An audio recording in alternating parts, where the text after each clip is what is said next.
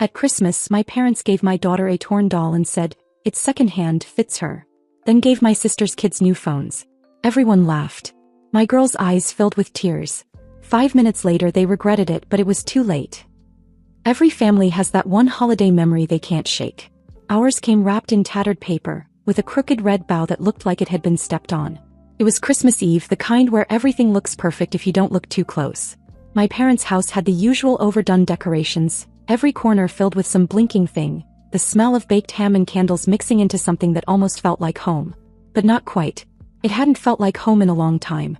Julie and her husband had already arrived with their 2 kids, and as usual, they were met with warm hugs and over-the-top excitement. My daughter Mia and I walked in behind them like a side note.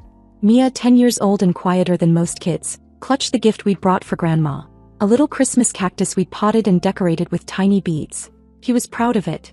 She'd painted the pot herself. It had the words "You Grow Love" across the front. Mom barely looked at it before setting it aside on a crowded shelf.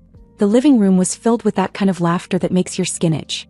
Julie's kids were showing off their latest karate belts and talking about some science award they'd won. My dad asked Mia if she was still taking those chubby dance classes, and when she looked down, my mom said she should stand up straight. "People notice posture, sweetie." I bit my tongue so hard it felt like a muscle cramp. When it was time for gifts, my dad played Santa like he always did, calling out names dramatically and tossing the presents like he was emceeing a game show. Julie's kids went first. One after the other they unwrapped the latest phones, brand new, still in shrink wrap. Not cheap models either. The real deal. Julie turned to me just as surprised. She hadn't known. She whispered, "I didn't buy them those." My parents beamed like they'd just adopted puppies. Then came Mia's turn. She opened a box that had been retaped 3 times. Inside was a doll. One leg was slightly bent the wrong way and her dress had a coffee stain. The hair looked like it had been brushed with a fork. And one of her glass eyes wouldn't open all the way. It was obviously used. Badly. Then my dad, grinning, looked around the room and said, "It's secondhand, fits her." Someone laughed. A few chuckled. Maybe out of discomfort, maybe because they thought they were supposed to. Either way, the sound hit harder than anything else that night. Mia didn't cry. She just stared at it, confused, like she was waiting for the real gift to appear behind the joke. Then slowly, her eyes filled with tears she refused to let fall. She looked up at me like she was trying to apologize for something. And that was it. That's when something inside me changed. I stood up. I didn't yell. I didn't cry. I didn't make a speech. I just said I didn't want my parents involved in my flower shop anymore. Silence. My dad looked at me like I'd started speaking a different language. My mom tilted her head. My sister blinked hard. They thought I was bluffing. That I was just being emotional. I wasn't. For years they'd worked at the shop a few days a week. Not because they needed to, they were both retired, but because they liked to stay involved. Lately they'd been crossing lines, making rude comments to staff, mocking my floral designs to clients when they thought I wasn't listening. They hated that I was the face of it. Hated that they weren't getting more credit. But I had let it slide. For years. Because family. Until they humiliated my daughter. Julie stood up too. She asked if I was okay. I said I was fine, just done. She looked between me and our parents, unsure who to defend. Then she walked over and sat beside Mia, putting her arm around her without saying a word. My parents tried to talk. There was a whole swirl of voices. Dad saying it was a joke, Mom saying we were being too sensitive, that they didn't mean anything by it. That she thought the doll was vintage. But I was already gathering our things. I took the cactus back. Mia held it in her lap on the ride home. That night, I started looking for 2 new people to replace my parents at the shop. 5 minutes of cruelty had undone 5 years of compromise. And they didn't know it yet, but the worst part for them hadn't even happened. Not yet. By the time the sun rose on Christmas morning, my parents knew I wasn't bluffing. They had texted late into the night, switching tactics every few messages. First it was confusion. Was that really necessary? Then guilt. Your father has a headache from all this stress. Then justification. That doll is vintage. People pay money for those. And finally what they always circled back to, you're being dramatic again. But I said what I said. And I meant it. I didn't even answer. Instead, I spent Christmas Day doing something I hadn't done in years. Working. Not out of obligation, but because it was the only thing that made sense. I sat at the dining table while Mia watched a movie in the next room, sipping hot cocoa and talking to the cat. I cleared the flower shop's weekly schedule, updated vendor contacts, and rewrote the staff rotation. I crossed off both their names. The more I thought about it, the more absurd it seemed that I had let them be part of my business for so long. What started as a kind gesture, letting my retired parents help out, had slowly become a twisted arrangement where they acted like co-owners, even though I paid them a small hourly wage. They had opinions about every decision, criticized everything I did that wasn't their way, and lately they had started undermining me in front of customers. That doll was just the last straw. The crack that finally broke the whole thing apart. On Monday morning, I offered Iris her job back. She said yes before I even finished the sentence. Her cousin Danny joined 2 days later. A fast learner with a good eye for detail and a quiet, calm presence I hadn't realized I'd been missing. Then I sent the email. It was short, professional. I thanked them for their time, informed them they were no longer needed at the shop, and said their final pay would be processed at the end of the month. I told them the keys should be returned. They replied exactly 9 minutes later. First came the all-caps subject line, "Unbelievable." Then a wall of text filled with phrases like, "After all we've done, you're erasing us, and we built that place." My dad even mentioned how many hours he donated, conveniently ignoring that he often left early or spent half the time complaining about the music.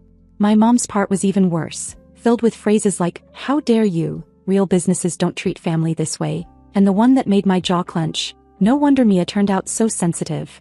I deleted the email. But they weren't done. The next morning I walked into the shop at 7:45 and found them already inside.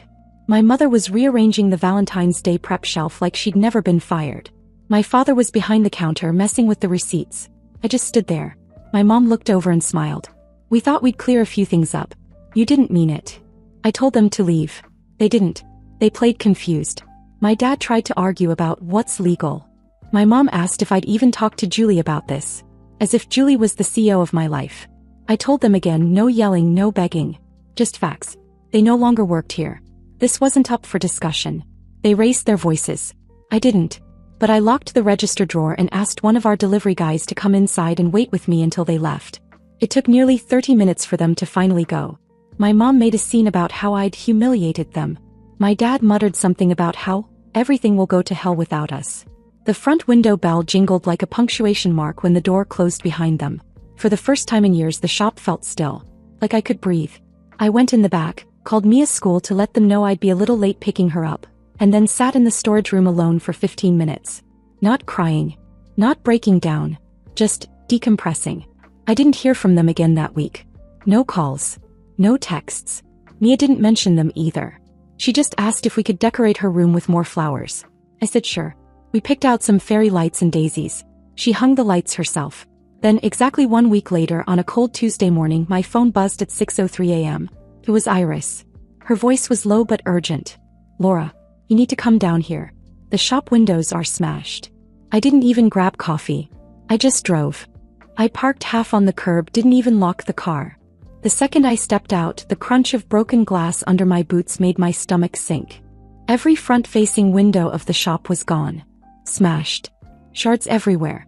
The display was destroyed. Valentine's Day arrangements we'd been prepping since New Year's were now wilting in the cold, half buried in a pile of snow and broken stems. One of the heavy ceramic vases had cracked in half. Water was still dripping from the edge of the shelf onto the sidewalk, freezing as it hit the concrete. Iris was standing there with her coat pulled tight and her phone in her hand. Danny had already called the police. There were no signs of forced entry. Just shattered glass, targeted. Violent.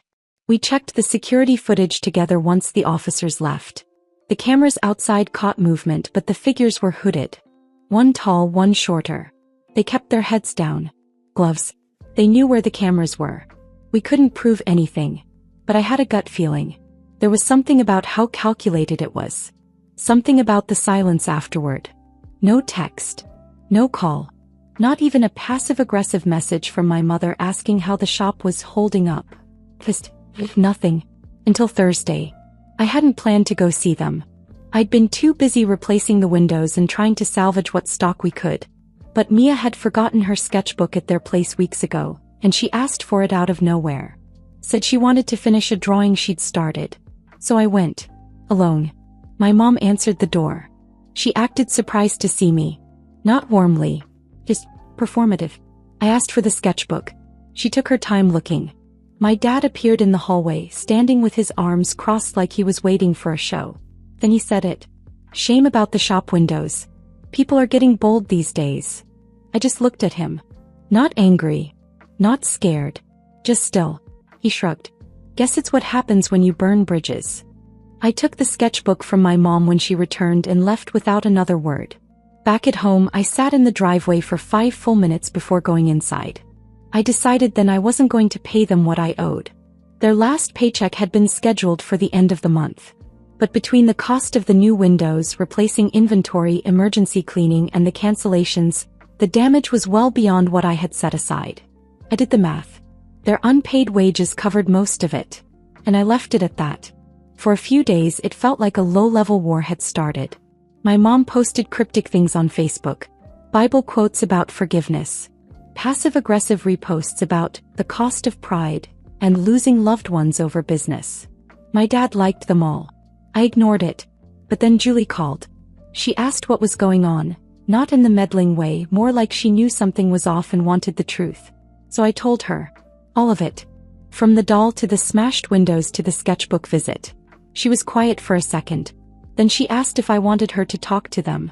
I didn't expect that. Not from Julie. She'd always tried to stay neutral even when it made her complicit. But something must have changed for her too. Maybe it was how they laughed that night. Maybe it was Mia's face. Either way, I said yes. And a day later she called again and said, "They'll leave you alone now." I asked how she managed that. She said she didn't ask. She told. But there was one last thing hanging in the air. They wanted their wages. I didn't say yes. But I didn't say no either. That answer would come later. The silence didn't last. For 4 days it felt like maybe this was it. No calls, no unexpected visits, no cryptic online quotes about betrayal and family cutting family. The quiet was almost unnerving. Mia even started acting like herself again, humming while she did homework, putting stickers all over her school folder. For a second I thought maybe we'd crossed some invisible threshold and were finally free. Then on Thursday morning I found it. A plain white envelope. No stamp. No name. Sitting on the front counter of the shop when I came in. Someone had slipped it through the door's mail slot during the night. I opened it, assuming it was a note from a client or maybe a resume. We had a help wanted sign in the window. But inside were 5 photographs. Real ones. Printed on thick glossy paper. The first was of me standing at the shop's front window arranging tulips. The second showed Mia sitting behind the register, coloring. Another had us both in the same frame. I was handing her a small bouquet and she was smiling. But the most disturbing one was taken at night. The shop was dark, but you could just make out our shadows through the closed blinds. Someone had stood across the street, aimed their lens and taken a picture through the slats. There was no note. No message. Just that stack of images cleanly cropped. I checked the shop's security footage, but the cameras reset every 30 days. These photos were older, maybe from late fall. And that's when something clicked. I remembered a weird moment back in November, the Saturday before Thanksgiving. Mia and I had stayed late prepping a wedding order, and I thought I saw someone across the street near the benches. But when I stepped out to look, there was no one there. I shrugged it off at the time, but now I wasn't so sure. I called Julie. I didn't accuse. I just asked, did she ever mention anything about our shop to Mom and Dad before Christmas? Anything specific, like our closing times or how often I stayed late? There was a long pause before she said, they asked. Back in December. I thought they were planning something nice for you and Mia. I didn't know. I could tell she meant it. But still, it felt like someone had given them the map straight to our door. I didn't sleep much that night. The next morning, there was a comment under one of the flower shop's Instagram posts. An old one from months ago. The post was just a photo of a tulip arrangement. The comment said, "Looks better now with the glass out. Better airflow." The account had no name, no photo and 0 followers. Burned and made fresh just to say that. I blocked it. Took a screenshot. And then I sat in the back office and stared at the wall for a long time. That was when I knew exactly what I was going to do. Not a confrontation. Not a fight. Just closure. Quiet. Final. I wrote them a check. The exact amount I owed. No deductions. I didn't subtract for the smashed windows. Didn't count the inventory loss or the repair costs. I knew they didn't deserve it, but that wasn't the point. It wasn't about money anymore. It was about drawing the line. I placed the check inside a thick gray envelope and sealed it. Wrote both their names on the front. Then I called Julie and asked if she could host dinner. Just us. One night. She was hesitant, I could hear it in her voice, but she agreed. We met that Friday. Her house was cozy, calm. The kids were talking about their school play. Mia sat beside me, folding her napkin into little triangles. My mother asked her how school was going. Mia said fine and went back to folding. My dad didn't say anything at all. Halfway through dinner, I reached into my bag and took out the envelope. I didn't announce it. I didn't explain. I just placed it in the center of the table. No one reached for it. Julie glanced at it but didn't ask. I saw my mom's eyes flick to it more than once. My dad didn't even look. He just kept cutting his food, slow, robotic. We ate dessert like it was a regular night. When we stood to leave, my mom finally said, "So, we'll talk soon?" I said, "I don't think so." And I left the envelope on the table. That night, while Mia was brushing her teeth, I checked my email. There was one new message. No subject line. It was from my dad. It said, "You were right." Below it was a single attachment. A photo. It was Mia on Christmas Eve, holding the doll. The moment right before she blinked away the tears. He had taken it. Not my mom. Not Julie. Him. I stared at it for a while. Then I closed the laptop. The next day I installed new blinds in the shop. Thicker ones.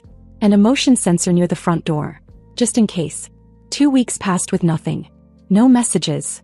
No emails. No vague Facebook posts. I thought maybe it was over. Maybe Julie's talk had actually worked or the check had shut them up. But that's the thing with people like my parents. They don't let go. They just wait. Lurking in the cracks like water behind a wall, waiting for the right moment to push through. It happened on a Sunday afternoon. The kind of cold, gray day where time feels like it's paused.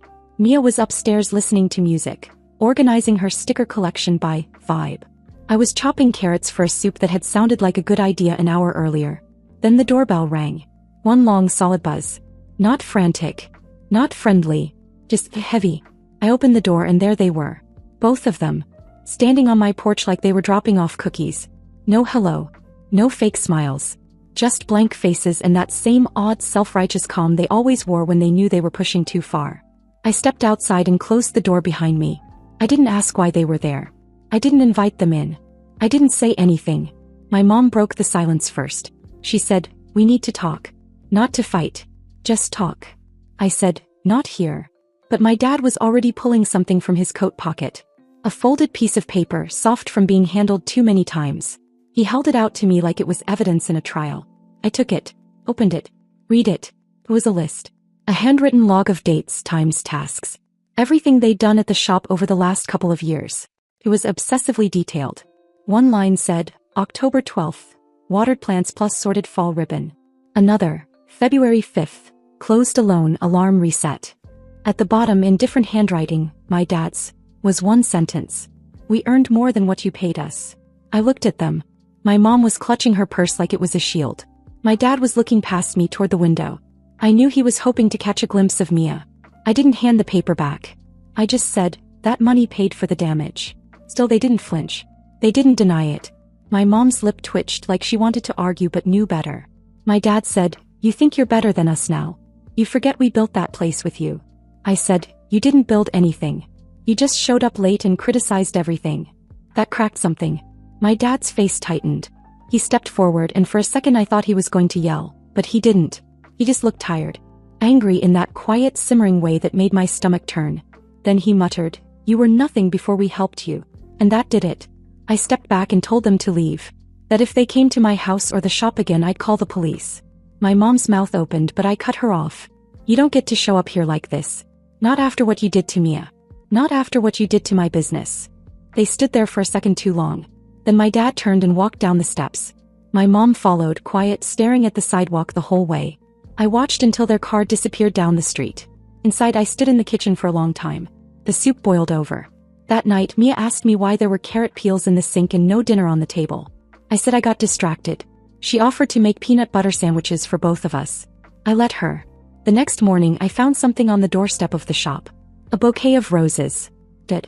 Brown petals cracked and curling. Wrapped in newspaper from over a month ago. The headline read, "Local Business Wins Community Award." It had been about us. No note. No message. Just that, a twisted little reminder. But I didn't throw it away. I placed it in the dumpster behind the shop. Then I called the locksmith and scheduled a full lock change for the front and back doors.